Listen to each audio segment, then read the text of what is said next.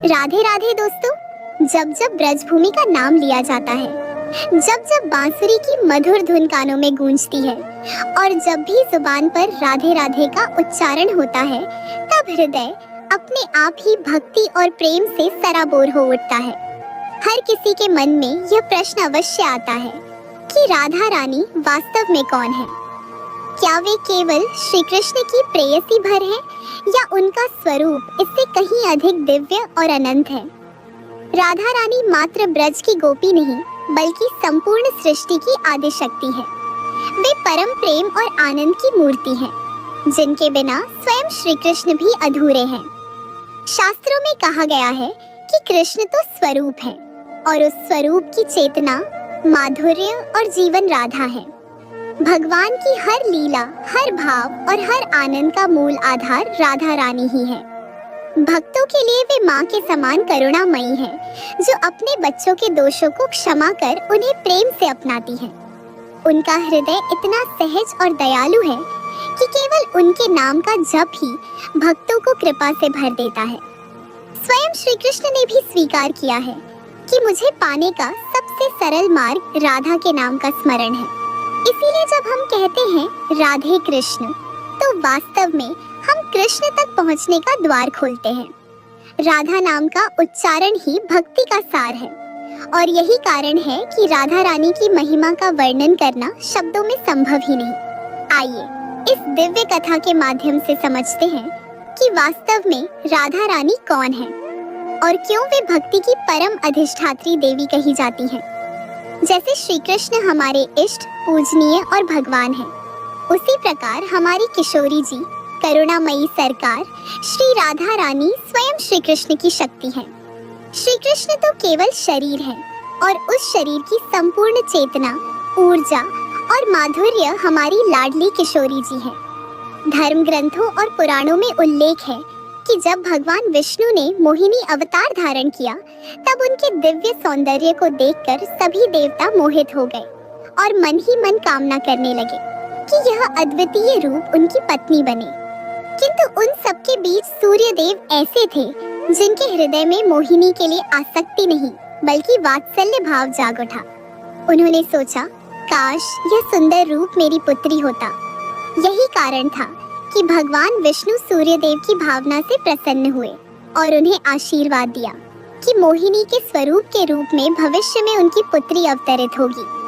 समय बीता और सूर्य देव वृषभानु के रूप में पृथ्वी पर जन्मे, परंतु उन्हें अपने वचन का फल नहीं मिला। इसलिए उन्होंने कठोर तपस्या कर ब्रह्मदेव से विनती की। ब्रह्मा जी ने उनकी तपस्या स्वीकार कर स्वयं बरसाना पर्वत के रूप में प्रकट होकर ठाकुर जी को वरदान की याद दिलाई। तब श्री कृष्ण हंस कर बोले कि वे सचमुच इस वरदान को भूल गए थे, परंतु अब समय आ गया है इसे पूर्ण करने का। सूर्यदेव की भावना यह थी कि उनकी पुत्री इतनी दिव्य हो कि उसके रूप को देखकर कोई भी आसक्त न हो, बल्कि केवल वात्सल्य भाव ही प्रकट हो। यही सोचकर श्री कृष्ण मनन करने लगे कि सूर्यदेव की पुत्री का स्वरूप कैसा होना चाहिए। उसी समय उनकी दृष्टि एक मणि पर पड़ी, जिसमें उनका स्वयं का प्रतिबिंब झलक रहा था। कहा जाता है कि ठाकुर जी अपना प्रतिबिंब देखकर स्वयं पर मोहित हो जाते हैं, परंतु इस बार उन्होंने अपने प्रतिबिंब को स्थिर कर उसमें श्रृंगार किया और अंत में श्याम रंग से उसे गौर वर्ण में परिवर्तित कर दिया। जैसे ही उनका स्वरूप गौर वर्ण में बदला, ऐसा प्रतीत हुआ मानो शरद पूर्णिमा के हजारों चंद्रमा का तेज उस प्रतिबिंब में उतर आया हो। उस दिव्य प्रकाश से संपूर्ण वातावरण आलोकित हो उठा और जब ठाकुर जी ने अपनी आंखें खोली, तो वहां उनकी सर्वप्रिय, करुणामयी, माधुर्य स्वरूपिणी हमारी प्यारी किशोरी जी श्री राधा रानी का प्राकट्य हो चुका था। ठाकुर जी ने जब स्वयं अपनी प्रतिबिंब शक्ति से किशोरी जी का स्वरूप प्रकट किया, तब उन्होंने प्रणाम कर प्रार्थना की कि यह दिव्य स्वरूप वृषभानु जी और कीर्ति जी के घर पुत्री के रूप में अवतरित हो। इस प्रकार हमारी महारानी, ब्रज की अधिष्ठात्री श्यामा जी का पृथ्वी पर आगमन हुआ। तभी से यह कहा जाता है कि राधा और कृष्ण दो अलग अस्तित्व नहीं, बल्कि एक ही है, क्योंकि हमारी मैया श्यामा जी स्वयं भगवान से अवतरित हुई। इसलिए श्री कृष्ण केवल शरीर है और उनकी संपूर्ण शक्ति, माधुर्य और चेतना श्री राधा रानी ही है। इसी कारण कहा गया है, एक प्राण दो देही, राधा संग स्नेही। दोनों युगल शरीर से भले भिन्न प्रतीत हों, किंतु आत्मा से अभिन्न है। जहाँ राधा रानी है वहीं श्री कृष्ण है। दोनों एक दूसरे के बिना चुनिए अधूरे हैं और दोनों ही परस्पर पूरक हैं। भक्तगण कहते हैं कि ब्रज के कण कण में राधा कृष्ण का वास है। श्री कृष्ण का नाम राधा के बिना अधूरा है और श्री शब्द राधा रानी के लिए ही प्रयुक्त होता है। एक रूप गौर है तो दूसरा श्याम, दोनों एक ही भाव के दो भिन्न रंग हैं। इसी सत्य के कारण जब भाद्रपद की कृष्ण पक्ष अष्टमी को श्री कृष्ण का जन्म हुआ, तो शुक्ल पक्ष की अष्टमी को उनकी पराशक्ति श्री राधिका जी का प्राकट्य हुआ। यही दिन राधाष्टमी के रूप में ब्रजवासियों द्वारा बड़े हर्षोल्लास से मनाया जाता है। कथाओं के अनुसार लगभग 5000 वर्ष पूर्व पवित्र ब्रजभूमि में वृषभानु और कीर्ति जी के घर राधा रानी का प्राकट्य हुआ। ब्रह्मवैवर्त पुराण के अनुसार राधा जी सदैव श्री कृष्ण के साथ गोलोक में निवास करती थी, किंतु एक बार जब श्री कृष्ण विरजा के साथ विहार कर रहे थे, तब राधा रानी वहां पहुंची और अप्रसन्न होकर चली गई। उसी समय श्री दामा ने राधा रानी के इस व्यवहार पर उन्हें कठोर वचन कहे। इस पर राधा रानी ने क्रोधित होकर श्री दामा को शंखचूड़ राक्षस बनने का श्राप दिया। प्रत्युत्तर में श्री दामा ने भी राधा रानी को श्राप दिया कि वे पृथ्वी लोक पर मानव रूप में जन्म लेकर 100 वर्षों तक कृष्ण वियोग सहेंगी। यह श्राप सुनकर राधा जी व्याकुल हुई, पर श्री कृष्ण ने उन्हें आश्वासन दिया कि भले ही वे मनुष्य रूप धारण करें, किंतु सदैव उनके समीप ही रहेंगी। इसी समय कीर्ति जी, जिन्हें पुत्री की आकांक्षा थी, प्रतिदिन यमुना में स्नान कर देवी शक्ति से प्रार्थना करती थी। एक दिन यमुना तट पर पूजा के समय यमुना जी से एक दिव्य कमल प्रकट हुआ। उस कमल से प्रकाशमय आभा फैल गई और उसके भीतर एक दिव्य कन्या विराजमान थी।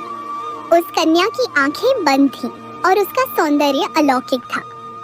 राजा वृषभानु और कीर्ति जी अत्यंत प्रसन्न हुए और उस कन्या को अपनी संतान के रूप में घर ले आए। यह दिव्य कन्या कोई और नहीं बल्कि स्वयं ठाकुर जी की पराशक्ति श्री राधा रानी थी।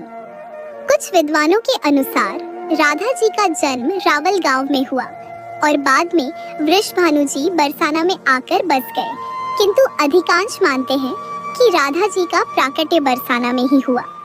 सबसे लोकप्रिय कथा यह है कि जब वृषभानु जी ने राधा जी को कमल पुष्प से उठाया, तो उन्होंने आंखें खोलने से इनकार कर दिया। माता पिता ने सोचा कि उनकी पुत्री दृष्टिहीन है, परंतु यह लीला थी। राधा जी ने निश्चय किया था कि वे अपनी आंखें तभी खोलेंगी जब प्रथम बार श्री कृष्ण का दर्शन होगा।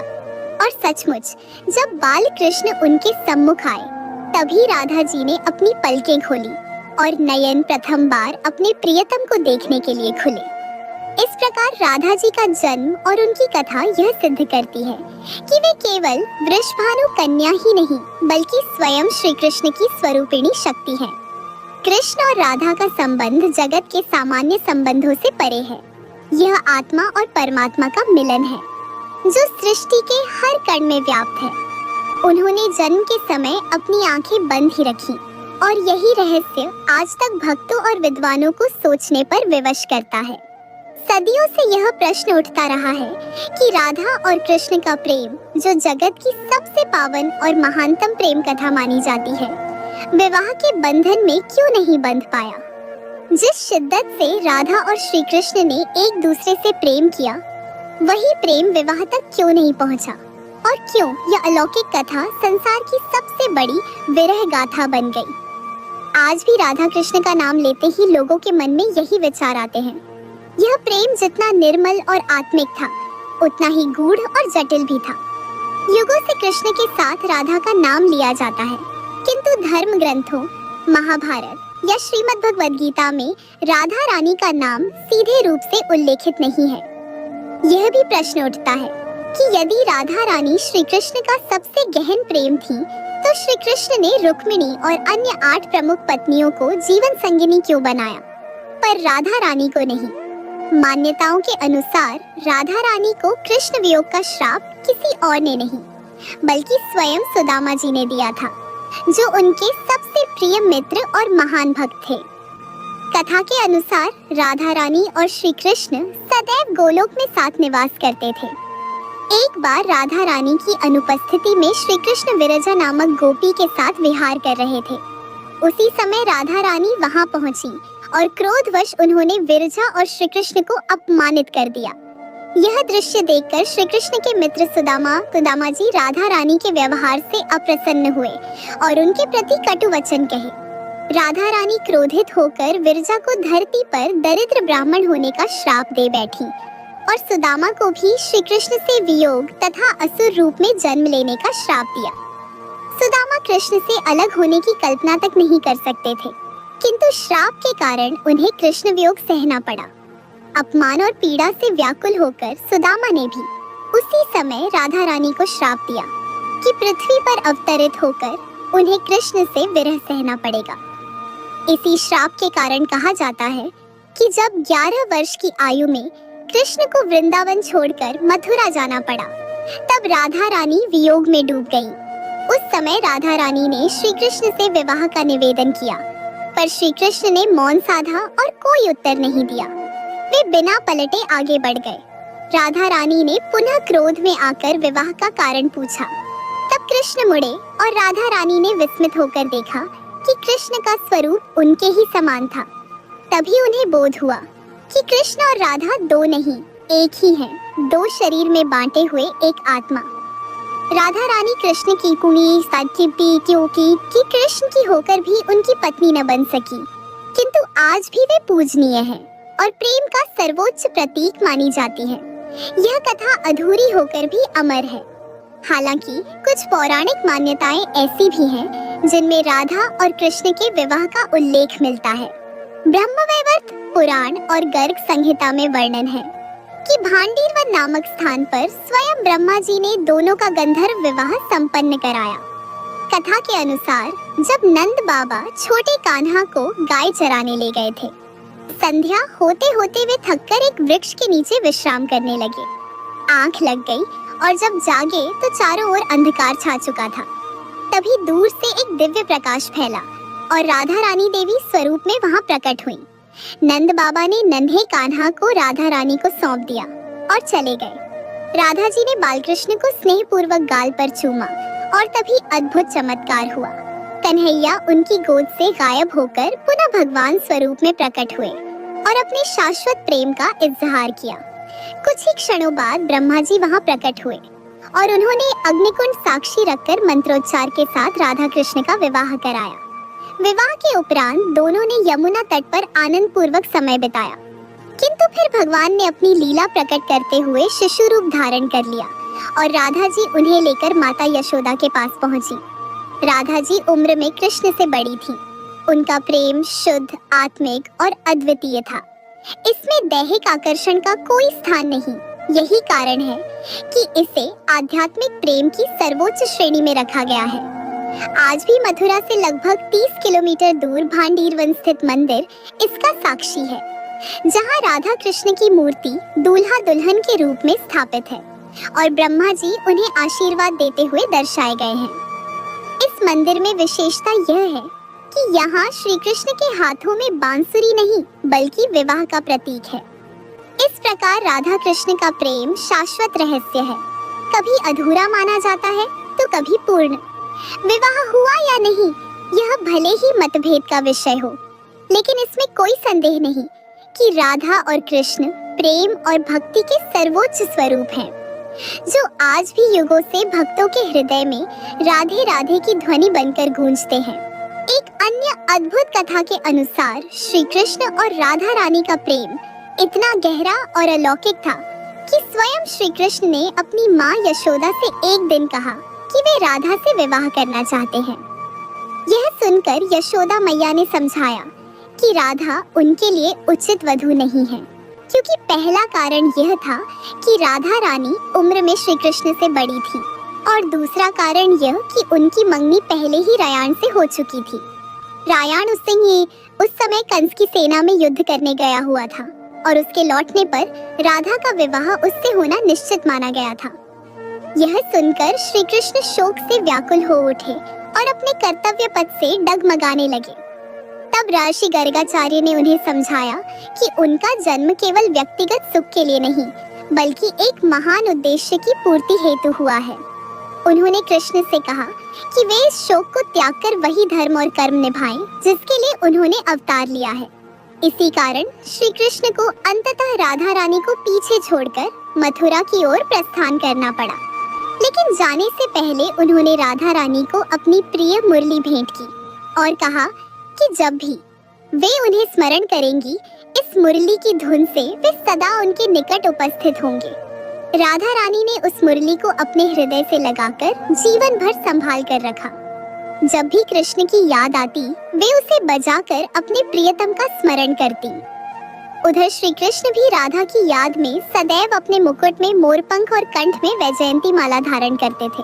ब्रह्मवैवर्त पुराण के प्रकृति खंड अध्याय 39 श्लोक 31 और 40 के अनुसार जब राधा रानी युवावस्था में पहुंची तो उनके माता पिता ने उनका विवाह रायान से करना चाहा, किंतु यह विवाह किसी सांसारिक रूप में नहीं बल्कि राधा रानी की छाया के साथ संपन्न हुआ, क्योंकि वास्तविक रूप से राधा तो श्री कृष्ण की ही थी।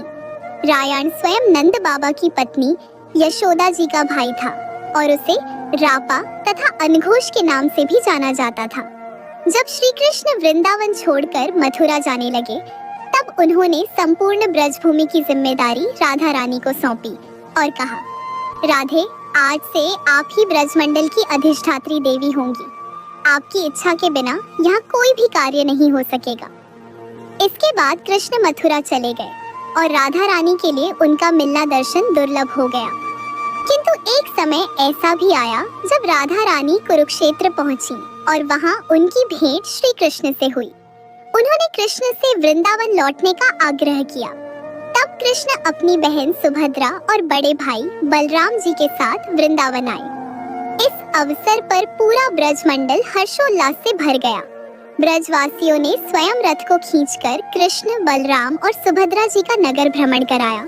इसी घटना को स्मरण करते हुए बाद में वृंदावन और जगन्नाथपुरी में रथ यात्रा की परंपरा प्रारंभ हुई। श्री कृष्ण और राधा रानी की अंतिम भेंट द्वारिका नगरी में हुई। अपने जीवन के उत्तरार्ध में राधा रानी वहां पहुंची और कृष्ण से निवेदन किया कि वे शेष जीवन उनके साथ ही व्यतीत करना चाहती है। श्री कृष्ण ने उन्हें देखकर गहन भाव से स्वागत किया और अपने महल में देविका का पद प्रदान किया, जिससे राधा रानी राजमहल में रहते हुए कृष्ण के दर्शन भी कर पाती थी और अपने कर्तव्य भी निभाती थी। किंतु धीरे धीरे राजपाट के कार्यों में व्यस्त होने के कारण श्री कृष्ण उनसे मिल नहीं पाते थे।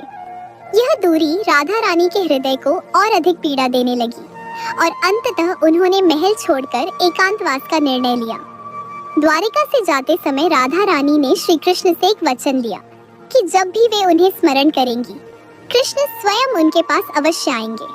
फिर वे एकांत में निवास करने लगी, किंतु श्री कृष्ण वियोग में उनका जीवन आंसुओं से भरा रहा। अंततः वह समय आया जब राधा रानी ने अपनी लीला समाप्त करने का निश्चय किया। उन्होंने कृष्ण को स्मरण किया और श्री कृष्ण तुरंत उनके पास उपस्थित हुए। राधा की स्थिति देखकर उनके नेत्रों से अश्रुधारा बहने लगी। उस समय राधा रानी ने कृष्ण से अपना अंतिम वरदान मांगा, वही मुरली की मधुर तान सुनाइए जो आप रास लीला के समय बजाया करते थे। श्री कृष्ण ने अपनी प्रिय मुरली से वही धुन छेड़ी। राधा रानी उस संगीत में लीन होकर धीरे धीरे अपने प्राण त्याग कर श्री कृष्ण के चरणों में समा गई। राधा रानी के वियोग से व्यथित होकर श्री कृष्ण ने उसी क्षण अपनी मुरली को तोड़ दिया और फिर कभी मुरली नहीं बजाई। इस प्रकार यह दिव्य प्रेम कथा युगों युगों तक अमर हो गई। राधा का पर्याय कृष्ण और कृष्ण का पर्याय राधा बन गए। राधा रानी के नाम की महिमा इतनी अद्भुत है कि स्वयं ठाकुर जी कहते हैं, जो कोई रा का उच्चारण करता है उसे मैं भक्ति प्रदान करता हूँ, और धा शब्द सुनते ही मैं स्वयं राधा के नाम के पीछे आकर्षित होकर चला जाता हूँ। हमारी लाडली जी का स्वभाव इतना सहज और प्रेममय है कि वे अपने भक्तों की हर भूल को क्षमा कर देती हैं। और सदैव उनकी रक्षा करती रहती है। यही कारण है कि राधा नाम स्वयं प्रेम, करुणा और भक्ति का प्रतीक बन गया है। यह महिमा हमारी लाडली किशोरी जी के नाम की है। संपूर्ण ब्रह्मांड के स्वामी स्वयं श्री कृष्ण भी राधा रानी के नाम के उच्चारण के लिए सदैव लालायित रहते हैं। ऐसा माना गया है कि जो भी भक्त निरंतर श्री राधा नाम का जप करता है, उस पर राधा रानी सहज ही प्रसन्न होकर उसे अपना सर्वस्व प्रदान कर देती है। स्वयं ठाकुर जी ने कहा है, मम नाम जते नव राधा, नाम सकृत समम। अर्थात यदि कोई भक्त मेरे 100 नामों का स्मरण करता है और दूसरी ओर कोई केवल एक बार राधा रानी का नाम लेता है, तो दोनों का फल समान होता है। लेकिन जो भक्त सदा सर्वदा राधा नाम का जप करते हैं, उनकी महिमा और फल तो इतना अनंत है कि स्वयं मैं भी उसे नहीं जानता। शास्त्रों में राधा रानी को कृष्ण वल्लभा कहा गया है। वे केवल श्री कृष्ण की प्रिया ही नहीं, बल्कि उनकी अधिष्ठात्री देवी भी हैं। कृष्ण से मिलने का जो मार्ग है, वह स्वयं राधा रानी है। यही कारण है कि श्री कृष्ण का नाम भी राधा नाम के बिना अधूरा माना गया है। कहते हैं कि रा का उच्चारण करने से समस्त रोग मिट जाते हैं और धा का उच्चारण होते ही सारे बंधन छूट जाते हैं। ऋग्वेदी परंपरा के राधा उपनिषद में कहा गया है कि श्री कृष्ण परब्रह्म परमात्मा है और राधा रानी उनकी पराशक्ति है। कृष्ण शब्द है तो राधा उसका अर्थ है। कृष्ण गीत है तो राधा संगीत है। कृष्ण वंशी है तो राधा स्वर है। कृष्ण समुद्र है तो राधा उसकी तरंग है। कृष्ण फूल है तो राधा उसकी सुगंध है। नारद पंचरात्र के अनुसार राधा और कृष्ण एक ही शक्ति के दो स्वरूप हैं। पद्म पुराण में कहा गया है कि राधा रानी श्री कृष्ण की आत्मा है। गोलोक में स्वयं भगवान श्री कृष्ण राधा जी के पति स्वरूप निवास करते हैं और वही लोक सब लोकों में श्रेष्ठ है। श्रीमद् देवी भागवत में यह भी बताया गया है कि भगवान श्री कृष्ण उस भक्त की पुकार अवश्य सुनते हैं जो निरंतर राधा रानी का नाम जपते हैं। यही कारण है कि जब भी भक्तगण कृष्ण को पुकारते हैं तो राधे कृष्ण कहकर ही स्मरण करते हैं। स्वयं श्री कृष्ण ने कहा है कि यदि कोई केवल कृष्ण नाम जपता है तो वह अधूरा है, क्योंकि मुझे पाने के लिए पहले राधा का स्मरण करना आवश्यक है। जहाँ राधा होंगी वहाँ मैं अपने आप आ जाऊंगा। एक सुंदर प्रसंग में बताया गया है कि नंदगांव में एक मोर प्रतिदिन श्री कृष्ण का भजन गाता था, परंतु कृष्ण उस पर ध्यान ही नहीं देते थे। मोर दुखी होकर रोने लगा। तभी एक चिड़िया वहाँ से गुजरी और मोर से बोली, यदि तुझे कृष्ण की कृपा चाहिए तो पहले राधा रानी की शरण में जा। मोर चिड़िया के साथ वृंदावन पहुँचा और वहाँ भजन गाने लगा। तभी राधा रानी स्वयं आई और मोर को गले से लगा लिया। मोर ने अपनी व्यथा सुनाई, जिस पर राधा रानी ने उसे आशीर्वाद दिया और कहा कि तेरे भजन व्यर्थ नहीं जाएंगे। उन्होंने मोर को नंदगांव जाकर राधा नाम का भजन करने को कहा। जब मोर ने वहां जाकर राधा का भजन किया तो कृष्ण भाव विभोर होकर दौड़े आए और मोर को गले से लगा लिया। श्री कृष्ण ने स्वयं कहा, राधा नाम मुझे अत्यंत प्रिय है और जो भी राधा नाम का स्मरण करता है उसे मेरी कृपा सहज ही प्राप्त होती है। एक अन्य प्रसंग में एक धनी व्यापारी महात्मा जी के चरणों में रोते हुए पहुंचा और बोला, महाराज, मेरा पुत्र नास्तिक है, कभी भगवान का नाम नहीं लेता। महात्मा ने उस पुत्र से मिलने पर उससे केवल राधा राधा बोलने को कहा। पुत्र ने हठपूर्वक कहा, मैं क्यों बोलूं? पर गुस्से में आकर उसने एक बार राधा राधा कह ही दिया। महात्मा मुस्कुराए और बोले, तेरा लोक और परलोक अब सुधर गया। मृत्यु के पश्चात जब वह युवक यमपुरी पहुंचा तो यमराज ने उससे उसके पुण्यों के बारे में पूछा। उसने कहा, मैंने जीवन में एक बार राधा नाम जपा है। यह सुनकर स्वयं यमराज, इंद्रदेव, ब्रह्मा और महादेव भी चकित हो गए और सोचने लगे कि राधा नाम के जप का फल कितना महान है। अंततः वे सब उसे पालकी में बैठाकर स्वयं विष्णु जी के पास गए। तब भगवान ने कहा, राधा नाम इतना महान है कि इसके उच्चारण मात्र से साधारण जीव भी दिव्य आत्मा बन जाता है, जिसे आज स्वयं देवता पालकी में उठाकर लाए हैं। यही राधा नाम की महिमा है। इसीलिए मित्रों, राधा रानी केवल ब्रजमंडल की महारानी ही नहीं, बल्कि श्री कृष्ण के हृदय की स्वामिनी भी है। श्री कृष्ण को पाने का सबसे सरल और श्रेष्ठ साधन है राधा नाम का जप। राधा नाम का स्मरण करने से स्वयं कृष्ण प्रसन्न हो जाते हैं और भक्त को अपना सर्वस्व प्रदान करते हैं। राधा रानी को किशोरी जी कहकर भी पुकारा जाता है। इस नाम के पीछे भी एक अद्भुत कथा है। द्वापर युग में अष्टावक्र ऋषि, जिनका शरीर 8 स्थानों से टेढ़ा था, बरसाना आए। राधा रानी ने उन्हें देख मुस्कुरा दिया। अष्टावक्र को लगा कि उनका उपहास हो रहा है और वे श्राप देने लगे। तब श्री कृष्ण ने उन्हें समझाया कि राधा की मुस्कान उपहास नहीं, बल्कि उनके भीतर छिपे ज्ञान और कृष्ण की छवि को देखकर आनंदित होने के कारण है। यह सुनकर अष्टावक्र प्रसन्न हो गए और राधा रानी को वरदान दिया कि वे सदा किशोरी रूप में ही रहेंगी। तभी से ब्रज में उन्हें किशोरी जी कहा जाता है। राधा रानी की कृपा पाने के अनेक साधन बताए गए हैं। उनमें से सर्वश्रेष्ठ साधन है श्री राधा कृपा कटाक्ष स्तोत्र का 108 बार जाप। शास्त्रों के अनुसार इस स्तोत्र का पाठ करने से मनुष्य के सारे कष्ट दूर हो जाते हैं और मृत्यु के बाद उसे गोलोक धाम की प्राप्ति होती है। इसके अतिरिक्त श्री हित चतुराजी के पदों का पाठ भी अत्यंत फलदायी माना गया है। संत श्री प्रेमानंद जी महाराज ने कहा है कि जो कोई भी हित चतुराजी का पाठ नियमित करता है, वह जीवित रहते हुए परम सुख का अनुभव करता है और जब यह शरीर समाप्त होता है, तब वह जन्म मरण के बंधन से सदा के लिए मुक्त होकर सीधे श्री राधा कृष्ण की नित्य सेवा में प्रवेश करता है। इसलिए प्रिय मित्रों, राधा रानी के नाम की महिमा अपरंपार है। उनका नाम स्मरण करना ही सच्चे अर्थों में भक्ति का मार्ग है। जब कोई भक्त प्रेम पूर्वक राधे कहता है, तो स्वयं श्री कृष्ण बिना पुकारे उसके पास चले आते हैं। दोस्तों, आपको यह कथा कैसी लगी? कृपया कमेंट करके जरूर बताइए। यदि वीडियो पसंद आया हो तो इसे लाइक करें और अपने मित्रों व परिवार के साथ प्रेम पूर्वक शेयर करें। और हाँ, ऐसे ही और भी अद्भुत, रोचक और आध्यात्मिक वीडियो देखने के लिए चैनल को सब्सक्राइब करना बिल्कुल न भूलें। कमेंट बॉक्स में जय श्री कृष्ण लिखकर अपना आशीर्वाद जरूर दीजिए। फिर मिलेंगे एक और हृदय स्पर्शी और प्रेरणादायी कथा के साथ।